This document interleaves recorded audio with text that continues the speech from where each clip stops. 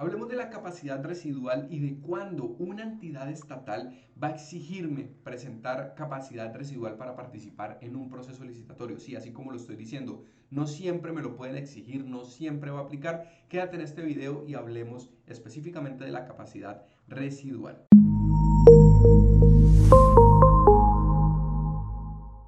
Bien, señores, algo clave que primero tenemos que tener en cuenta es qué es la capacidad residual cuando yo estoy licitando, cuando le estoy vendiendo mis productos o mis servicios al Estado. Y es que la capacidad residual nace como un requisito extra o como una métrica de habilitación adicional. ¿Adicional a qué? Adicional a la capacidad financiera, a la capacidad organizacional, a la parte técnica, a la experiencia, a los documentos. Es un requisito habilitante más. Pero la capacidad residual es buena porque la entidad estatal alimenta una perspectiva diferente a lo que ya nosotros conocemos y dominamos en el mundo de las licitaciones. ¿Y qué es esa perspectiva diferente? Pues es muy fácil. La capacidad residual va a tener la capacidad de decirle a una entidad estatal si yo, como contratista, voy a poder cumplir cabalmente o no, cabalmente y oportunamente o no, con el objeto de un contrato de obra, sin que mis otros trabajos o sin que mis otros compromisos contractuales con entidades públicas o entidades privadas afecte el funcionamiento. Y ya como ustedes me escucharon, obra. Entonces, ¿cuándo me van a exigir a mí presentar capacidad residual y cuándo me van a tener en cuenta en este análisis de capacidad residual? Cuando mi producto o mi servicio en el clasificador de bienes y servicios, ya todos lo conocemos, el clasificador de bienes y servicios de las Naciones Unidas, los códigos UNS, PSC, cuando mi clasificador esté dentro del segmento 72, que inicie el código por el número 72. ¿Eso qué quiere decir? Que mi producto o mi servicio está dentro del tema de obras. Bien, entonces, como hay tantas licitaciones en el tema de obras, ustedes lo pueden constatar en SECOP 2, las entidades estatales necesitan una validación adicional de que con base en mi capacidad instalada en algunas métricas de las cuales vamos a estar hablando, yo puedo cumplir con una nueva asignación, con un nuevo contrato y no afectar la ejecución de ese nuevo contrato que me está entregando la entidad estatal, ni tampoco llegar a afectar la ejecución de los contratos que ya tengo en firme. Entonces, este índice de capacidad residual va a estar siendo exigido cuando mis productos y mis servicios estén dentro del segmento 72. ¿Estamos? Ahora, ¿cómo establecen la capacidad residual? Bueno, hay dos caras de la moneda, por así decirlo. La primera tiene que ver con la capacidad residual de un proceso de contratación. Sí, así como lo estoy diciendo, los procesos tienen su capacidad residual. Esa capacidad residual de cada proceso se va a hacer el versus de la capacidad residual de cada proponente. Entonces, hay una fórmula de la cual en algún momento ustedes van a estar viendo algún post en Instagram a lo largo de esta semana o de la siguiente que habla de la capacidad residual y por semana siguiente entiéndase a la fecha de publicación de este video. Entonces, ¿cómo se calcula la capacidad residual de un proceso? Primero hay que entender si el proceso de licitación, el proceso de contratación se ejecuta en un periodo inferior a un año o superior a un año. Si se ejecuta en un periodo o su plazo estimado de ejecución es inferior a un año, la forma de calcular la capacidad residual de un proceso de contratación es: tomas el presupuesto oficial del contrato, de la licitación, y le restas el valor que van a dar en anticipo o de pago anticipado. Así, sencillito. Eso cuando el proceso de contratación se ejecuta en un periodo inferior a un año. ¿Listo? El método 2, cuando el proceso de contratación se ejecuta en un periodo superior a los 12 meses. Entonces, cuando esto pasa, hay que aplicar una fórmula igual de sencilla. Presupuesto oficial estimado menos el pago o el anticipo que me hicieron, ¿cierto? O que le van a hacer a esa persona, y ese resultado se va a dividir en el número de meses que dura la ejecución del contrato. Lo que da se multiplica por 12. Nuevamente, presupuesto menos anticipo dividido en los meses de ejecución del contrato por 12.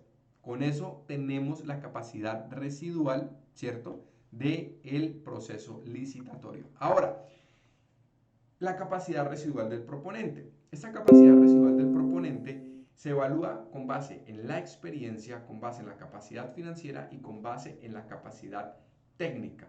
Bien, y las entidades estatales están obligadas a entregar como máximo un puntaje en cada uno de estos rubros: experiencia, capacidad financiera y capacidad técnica. A la experiencia le pueden dar un puntaje máximo de 120. Bien, a la capacidad financiera máximo de 40 e igual para la capacidad técnica, máximo de 40. No pueden salirse de ahí las entidades estatales. Esos son los techos, ¿ya? Esos son los techos para que ellos validen su métrica de evaluación. Bien, ahora, ¿cómo se calcula esta capacidad residual del proponente? Hay una fórmula que no es compleja, es un tema netamente interpretativo, ¿cierto? Interpretativo, y la fórmula va a tener en cuenta esas tres métricas que les compartí anteriormente: capacidad técnica, financiera y experiencia. Bien, capacidad técnica, financiera y experiencia. La fórmula va a ser muy sencilla. Voy a tener la capacidad de organización que tengo dentro de mi empresa. Esta capacidad de organización se calcula con base en los ingresos, ¿cierto? Ahorita les voy a explicar cómo. Voy a tener mi capacidad de organización como compañía. Una vez tenga esta métrica, voy a hacer en un paréntesis, voy a calcular la siguiente información. Voy a sumar mi puntaje de experiencia más mi puntaje de capacidad técnica más mi puntaje de capacidad financiera. Sumo esas tres variables y divido sobre 100. Bien, entonces, mi capacidad de organización por el resultado de esta fórmula que acabo de enunciar menos los saldos de los contratos en ejecución. Así, sencillo, sencillo. Entonces, vamos a hablar un poco de cómo se calcula esa capacidad de organización, cómo se calcula la experiencia, cómo se valida la capacidad técnica, la financiera y los saldos de los contratos en ejecución para la sintaxis de esta fórmula, que es como normalmente nos evalúan a nosotros las entidades estatales en cuanto a la capacidad residual que tenemos nosotros como proponentes. Bien, punto 1.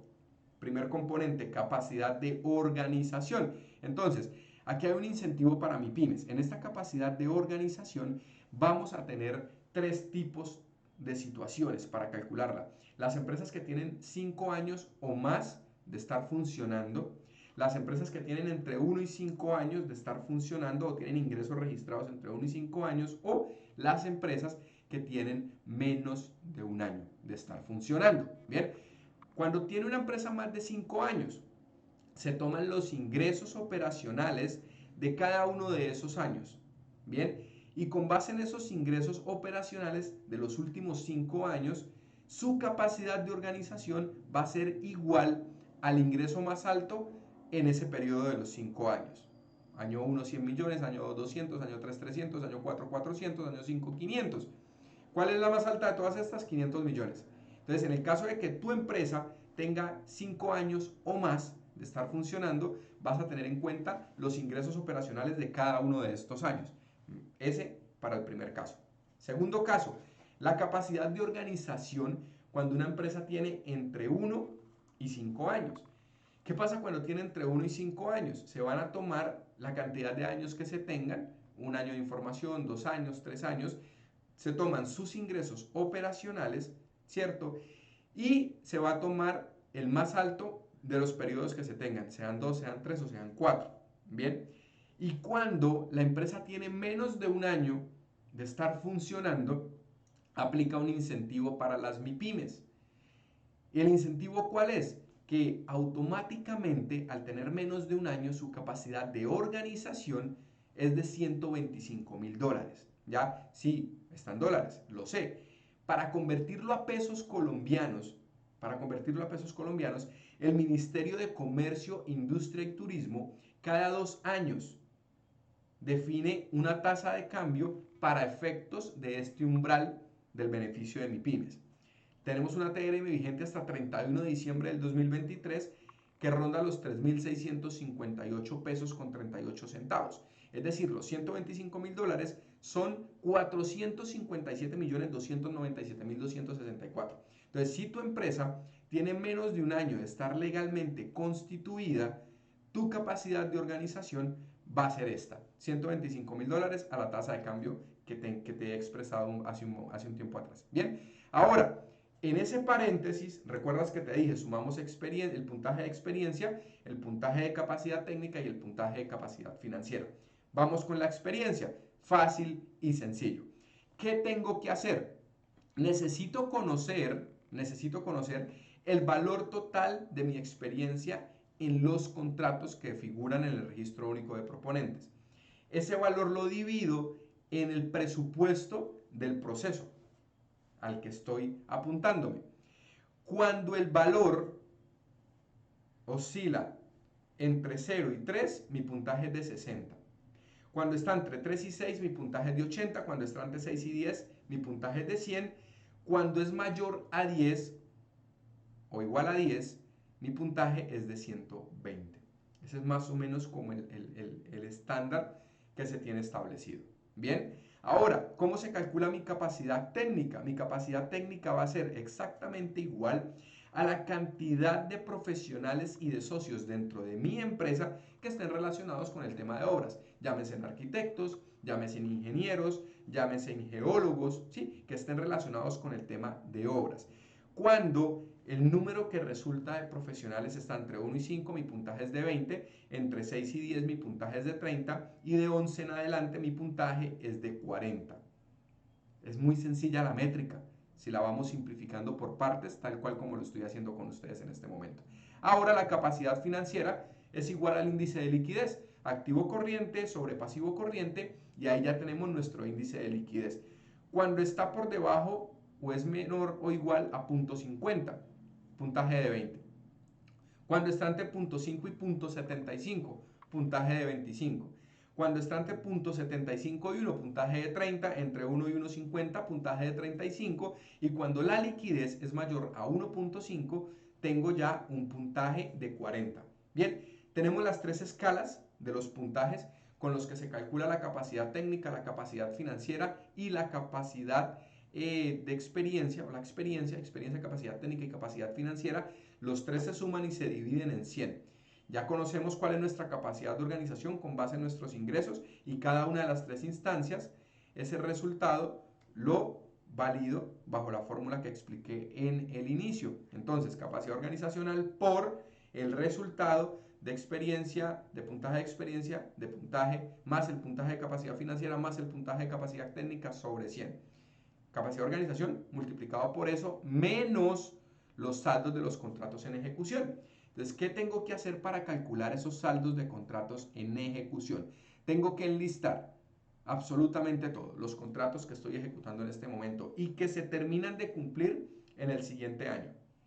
Bien, y con base en eso, tengo el número de los saldos de los contratos en ejecución. Ese valor lo voy a restar a la multiplicación que ya tengo yo realizada de capacidad de organización por el puntaje, el resultado de los puntajes sobre 100, menos el saldo del contrato en ejecución. Y de esta manera yo ya tengo un índice de capacidad residual. Entonces, ¿para qué me sirve la capacidad residual? Para que en una licitación una entidad estatal conozca si yo estoy listo o no estoy listo para asumir un nuevo contrato relacionado con el segmento 72, relacionado con el tema de obras. Bien, señores, esto se los quería dejar, una breve explicación de cómo funciona el índice de capacidad residual, qué es lo que tienen que tener en cuenta para calcularlo y sobre todo cuando una entidad estatal puede exigírmelo a mí. Si les gustó el video, denle like, compártanlo a todos los que estén en el tema de obras civiles para que complementen y con una perspectiva adicional entiendan cómo se calcula el tema de capacidad residual, y nos vemos en un siguiente video. Chao, chao.